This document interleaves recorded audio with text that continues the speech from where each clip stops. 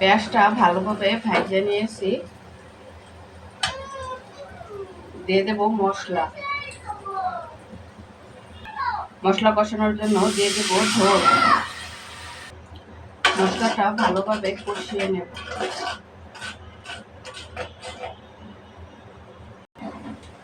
মশলা কষানো হয়ে গেছে, দিয়ে দেব মাছ।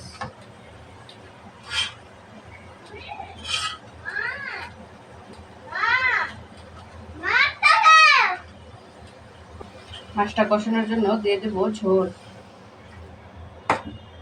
জল দিয়ে আলতোভাবে একটু নাড়াচাড়া করব।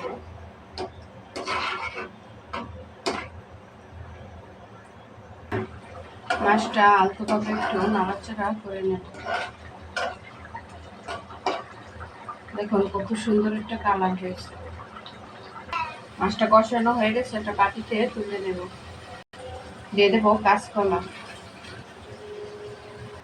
কাঁচকলাটাকে গরম পানিতে ভাপ দিয়ে নিয়েছিলাম, তাই এরকম একটু কালো হয়ে গেছে।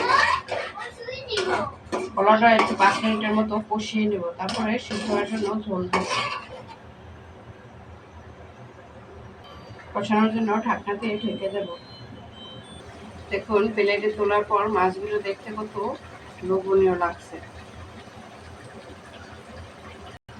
কলা কষানো হয়ে গেছে, সিদ্ধ হওয়ার জন্য দিয়ে দেব গরম পানি। জলটা বলকে আসলে মাছ দিয়ে দেব।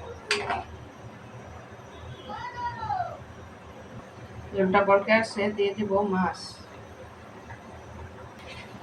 আলতোভাবে একটু নাড়াচাড়া করে নেব, নাহলে মাছটা ভেঙে যেতে পারে।